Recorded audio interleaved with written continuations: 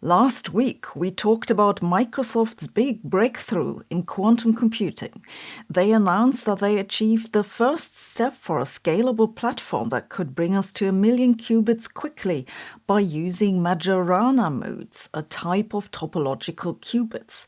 Other scientists have now had a closer look at the publicly available evidence, and that isn't looking good. I have a quick summary. If you want to build a useful quantum computer, you need qubits, that are bits with quantum properties.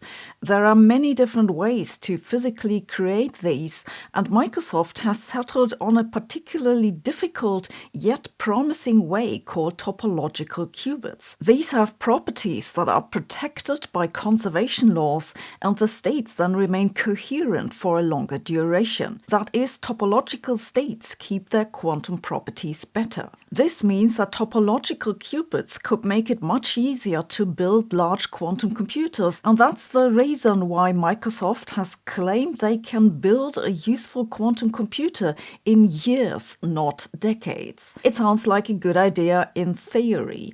In practice, it's proved very hard to produce even a single topological qubit. The biggest criticism that Microsoft faced after their press release is that they supposedly said they had a topological qubit when really the paper that they published explicitly said they did not. However, if you read the Microsoft press release very carefully, you'll notice it doesn't say they have a topological qubit. They weaseled around the question by talking of a topological core architecture and then said they were able to create the topological qubit's exotic quantum properties. The claim that Microsoft had a topological qubit came, for all I can tell, from the New York Times and was then widely copied by other news outlets. Though Microsoft didn't exactly do much to prevent this misunderstanding.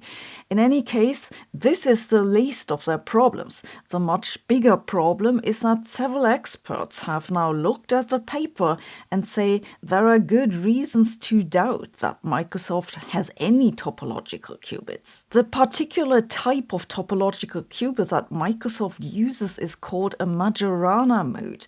They want to create it by a combination of semiconductors and superconductors.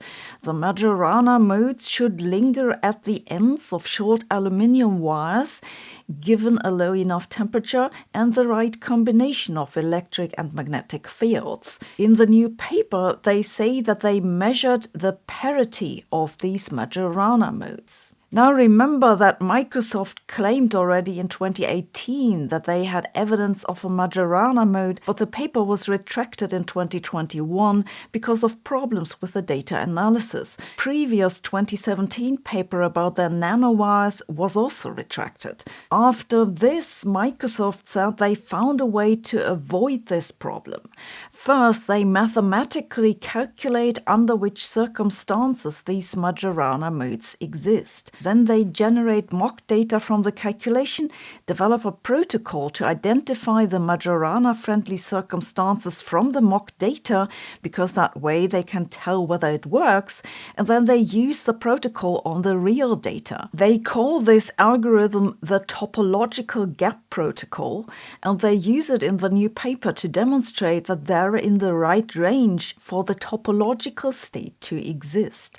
However, in a comment that appeared on the archive just a few days ago, Henry Legg points out that this protocol is highly suspicious. The code is publicly available. He's tested it and says that the identification of the topological phase depends on arbitrary cutoffs that you put on the data range that you're interested in plotting. You see this here in this figure. This is the electric voltage and the magnetic field. The orange region here, this is the region in which the Majorana state should exist theoretically according to the protocol. This is the protocol output for a smaller range of the magnetic field. You can see that the orange region has changed. This clearly shouldn't be the case. The question of whether the conditions are right for the topological phase shouldn't depend on what range you plot. Simply said, there's something wrong with that protocol. Vincent Murich, who works on topological states of matter in Jülich, says that the 2023 Microsoft paper about the topological gap protocol should never have been published. This paper should never have been published or accepted by any respected publisher, and given that this unfortunately has happened, it should be retracted. To come back to the new paper, what this means is that Microsoft has no good reason to think that the properties in their wire are good to even have topological states. This leaves the question of, well, if not that, then what do they measure? I don't know, but Sergei Frolov, who also works on topological states, says that what they might have measured could just be electrons jumping around in the wire, and that the data which they present is super unconvincing. They don't even show proof that this is coming from any superconductor, not even a topological one. And the word parity somehow means that something superconducting is jumping back and forth. But it could also be just a little charge, an electron jumping somewhere on this very complicated chip, giving this kind of bimodal signal. An electron that jumps around in a wire might still be a qubit in some vague sense. But in the Nature paper, they said that they measured the parity of these Majorana modes. So not even that is clear.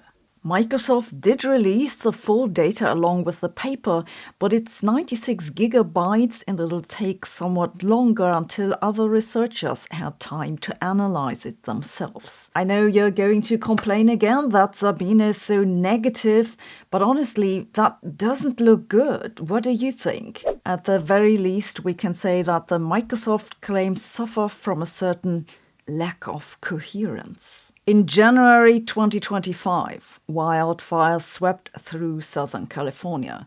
Briefly afterwards, the media reported a study had found that climate change had made the fires more likely.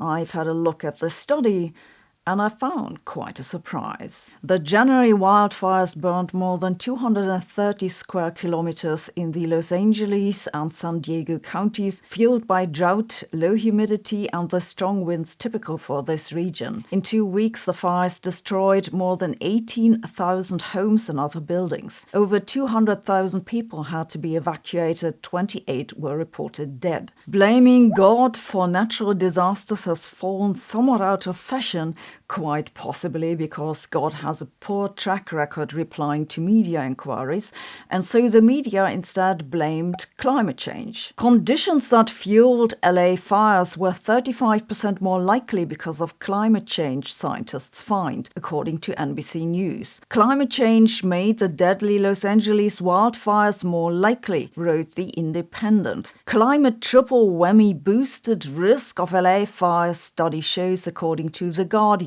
Study says climate change made conditions that fed California wildfires more likely, more intense, wrote AP, and so on and so forth. But what did the study actually say?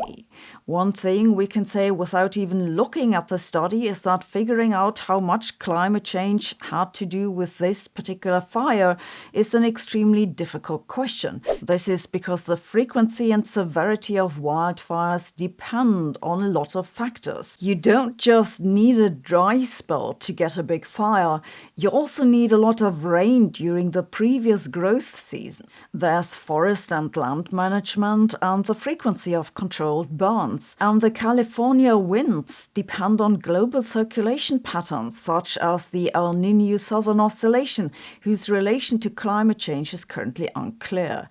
There are so many uncertainties. I was amazed that they could say anything at all. So I've had a look at the study. It comes from a collaboration called the World Weather Attribution Center. Their press release from January 28th is titled "Climate Change Increase the Likelihood of Wildfire Disaster in Highly Exposed Los Angeles Area." It says, "We find that human-induced warming from burning fossil fuels made the peak January fire weather index more intense, with an estimated 6% increase in intensity and 35% more probable, and that this trend is projected to continue into the future." This is what the media reported. But where is the uncertainty estimate? Is it 35% with 100% confidence? Probably not. Let's just read the actual study then. Okay, it's 59 pages long, so maybe we'll not read it. But let's at least look at the result to find the confidence level. In this table, they display the result as a ratio of probabilities. That's the probability that such a wildfire happens with climate change at the current level, divided by the probability that such an event would have happened at pre-industrial carbon dioxide levels. They find this ratio is in the range of 0.48 to 3.6 with 95% confidence. They also find that the intensity change in percent is in the range of minus 5.9 to plus 10.5% with 95% confidence. Those results are compatible with no effect at all. They didn't find any reliable relation between the LA wildfire and climate change. The uncertainties are too large. Then they write several paragraphs in which they explain that other studies have shown that climate change increases risk factors for wildfires and that therefore they have high confidence that fossil fuel is to blame for this particular fire. Let that sink in for a moment. They have high confidence that climate change played a role despite the fact that their own analysis didn't find any significant relation. As I said in previous episodes, I'm generally unconvinced by this event attribution business. Climate models are no good for predicting local weather situations, do a bad job with the frequency of extreme weather events in general, and the result of the probability estimates strongly depend on exactly how you define the extreme event in question. But this particular study is below even my already low expectations. Look, you all know I'm not a climate scientist, I'm just some YouTuber who reads too many papers. I stand here thinking I should really keep my mouth shut, and I guess a lot of climate scientists think the same. But what the fuck? In any decent scientific discipline, this result would have been reported as not statistically significant. End of story. This isn't an innocent mistake. These are policy-relevant numbers, and it's irresponsible to misreport them. Please imagine that a county which has seen wildfires or floods or heat waves bases infrastructure investments on probability estimates from this event attribution nonsense. This money is then not available for other more important investments, such as maybe not building cities between earthquakes, wildfires, and volcanoes. But otherwise, California is a great place to live. Last year, we saw the first new theory for quantum gravity for decades, post-quantum gravity from Jonathan Oppenheim, the only theory that made it into my best of 2024 summary. But to tell you the truth, I don't think it's correct. Today I want to tell you about a new paper that makes me think that we can soon say goodbye to it. This new theory could solve a big problem that's almost 100 years old. It's that quantum physics and gravity don't get along with each other very well. Quantum physics is what we call a non-deterministic theory.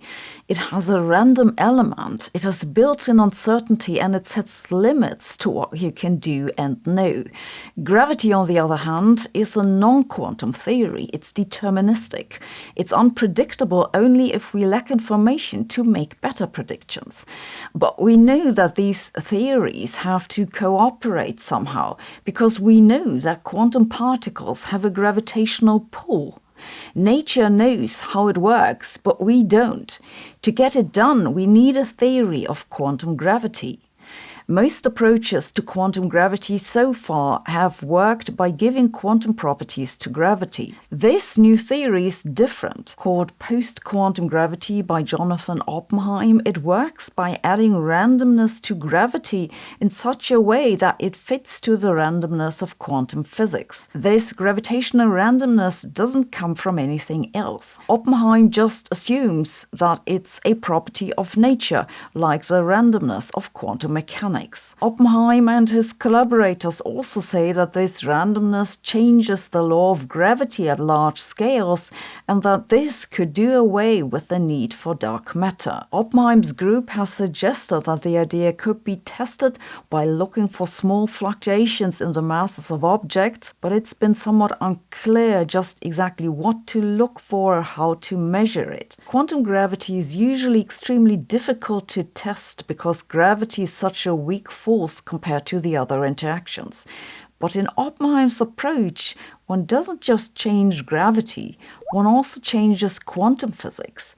And testing that is much easier. And this is why another group now got on the case. In a new paper which just appeared on the archive, they show how one can test whether gravity remains a non-quantum theory, because that means that the uncertainty of gravity must increase to make it compatible with quantum physics, which is exactly what happens in post-quantum gravity.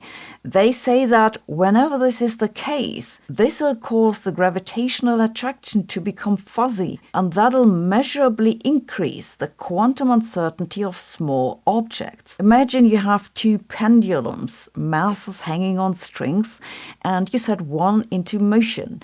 The mass of the first pendulum will have a gravitational pull on the second mass, so that'll also begin to swing a tiny little bit.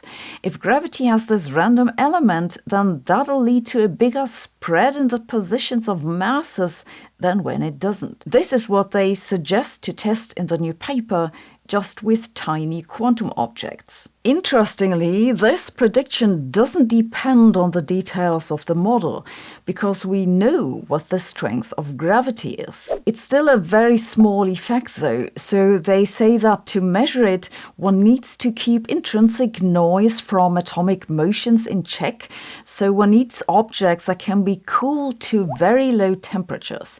They say that at the moment the technology isn't quite there yet, but that it might be possible in the near future, maybe on a space mission, which would avoid additional uncertainty from the gravitational field of our own planet. This paper comes from the same group, by the way, which has previously tested Penrose's idea of gravitationally induced collapse, and basically ruled it out 4 years ago. If you watched my previous videos on the topic, you might remember that I said something along the lines that post-quantum gravity would be testable this way. It's not that I can see the future, it's just that there's a mathematical theorem which proves that this has to be the case. If you leave gravity classical, you screw up quantum physics in a way that's testable soon. The lesson here is that changing anything about quantum physics is really hard. It's much harder than changing gravity, which is probably why most of the approaches to quantum gravity so far took the latter route.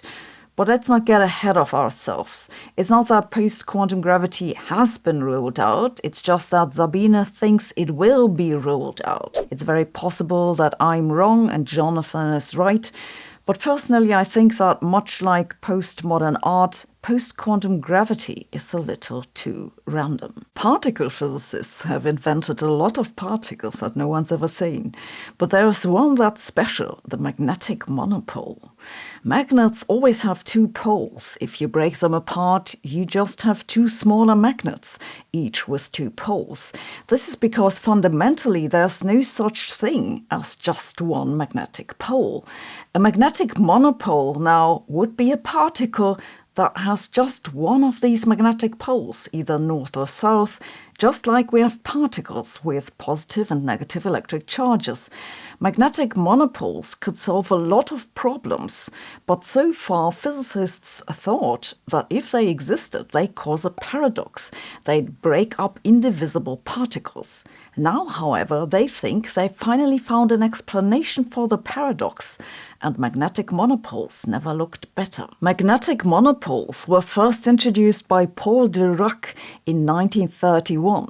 In his paper he wrote that theoretical physicists should employ all the resources of pure mathematics in attempts to perfect and generalize the mathematical formalism that forms the existing basis of theoretical physics. In this case, the imperfection that he wanted to remove is that Maxwell's equations for electrodynamics are not as beautiful as they could be. You can see it for yourself here. E is the electric field and B is the magnetic field. Maxwell's equations relate those fields to ρ and J, which are the electric charge density and current respectively. But these equations are not symmetric because there are no magnetic sources. That's the imperfection. However, we can easily fix this by introducing magnetic charges and currents too. I've used the index E for the electric charge density and current and the index M for the magnetic ones. And look how nice the equations look now. Even better, as Dirac pointed out, if magnetic monopoles existed. This would explain why electric charges come in discrete units. This is because quantum mechanics told us that electrons are not just particles, they're also waves. And the wave of an electron can encompass a magnetic monopole. But the phase of the wave, that's the places where there are crests and troughs, are shifted by the magnetic pole. And yet they have to fit together again on the other side of the monopole. This only works if the unit of electric charge and of magnetic charge are related to each other by an integer. I can totally understand why Dirac thought that this must be true, and so did many physicists at the time. They were not much bothered by the fact that no one had ever seen a magnetic monopole. They thought that, well, maybe they're very rare or difficult to produce. So after they'd completed the standard model in the 1970s, they built experiments to look for magnetic monopoles. They even found a few. One detection was reported in 1975, another one in 1982, and yet another one in 1985. These detections were never confirmed, but you know how particle physicists are. They said they just need better detectors. The lack of evidence didn't dampen their enthusiasm, but a theoretical problem did. It's like calculations showed that magnetic monopoles would lead to a very odd paradox. Their existence seemed to make particles break apart. I don't mean fractional electric charges. I mean fractions of particle numbers. Not one particle with half an electric charge, but half a particle with an electric charge.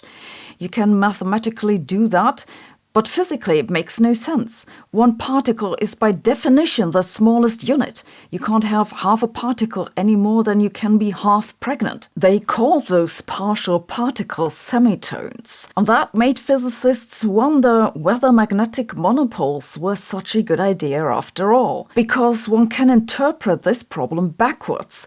If you want to be able to count particles, then magnetic monopoles can't exist. This paradox therefore seems to explain the absence of magnetic monopoles. But in the new paper now, a team of physicists say that this paradox isn't. The authors show that we were wrong all along to think that monopoles would result in partial particles. They say that the mathematics just looks like there are fractions of particles, but these are not physically real. These fractions actually belong together and describe just one particle after all. This is pretty cool because magnetic monopoles, if they existed, would be big progress. For one thing, as we already saw, they'd explain why electric charges come in discrete units. They could also make up a part of dark matter. And since most unified field theories contain monopoles, this would be a strong clue that a unification of the forces is indeed the right track. A different perspective on all this is that Dirac's claim that theoretical physicists should try to make the laws of nature more mathematically perfect is when theoretical physics went wrong. One of the biggest mysteries, if not the biggest mystery of our existence, is the passage of time. The question of why the past is different from the present and the future is such an obvious fact of our existence. Yesterday there was cheese in the fridge. Today, there isn't. Why is that? Okay, I can think of a reason for that. But if we look at the fundamental laws of nature and the behavior of tiny particles, we don't see this difference between forward in time and backward in time. So where does it come from? A team of physicists from the UK set out to track down the origin of this time asymmetry and found quite a surprise. They say there's no asymmetry. Time can run into two directions. I find this fascinating because it might mean that our universe has a twin in which time runs the other way. Let's have a look. Physicists usually attribute the directionality of time to the second law of thermodynamics, according to which entropy can't decrease. Physicists then say that at the Big Bang, the universe, for whatever reasons, started out in a state of very low entropy. It was a very ordered state, an almost perfectly smooth space-time. This is the past hypothesis. But ever since the Big Bang, entropy has been increasing. This increase of entropy gives rise to the directionality of time, the arrow of time as it's called, even though the fundamental laws on the level of individual particles are time symmetric. This is how the story usually goes, and indeed I've told it myself, but it isn't quite right, because you see, the second law of thermodynamics doesn't say that entropy increases. It says that entropy can't decrease. It can very well stay the same. And whether it does or doesn't stay the same is a matter of arbitrary mathematical choices. To get entropy to increase, you need to disregard some details. You need to average over them. This means that mathematically, it's not true that the arrow of time comes from just the initial state. It comes from both the initial state and the averaging. At least this was the status so far. The new papers now a mathematically sophisticated way to show that the direction of time indeed just comes from the initial state, the Big Bang. They looked at exactly how the time-symmetric laws of quantum mechanics turn into the time-asymmetric laws for larger objects. This calculation has been done many times, and it works by using some sort of random motion for the particles. It's called a Markov process. And then you average over this. If you do this, you get a law that has a direction of time. This is very perplexing because it seems to not depend on an initial state. The direction seems to come from the averaging. However, the researchers point out that the assumption about the initial state was hidden in the random motion of the particles. They started out without a memory. And then they show that if you remove this hidden assumption, if you make the random process truly symmetric in time, then the law for the macroscopic objects also remains symmetric in time. This doesn't mean that the time-symmetric law actually applies to us. The cheese is still gone. This is just a mathematical way to demonstrate that the arrow of time is really entirely due to the initial state of low entropy, the Big Bang. Mathematically, the Big Bang is a singularity, an infinity in Einstein's theory. However, most physicists, and that includes me, think that this singularity isn't physically real. It's just a sign that our maths goes up in smoke.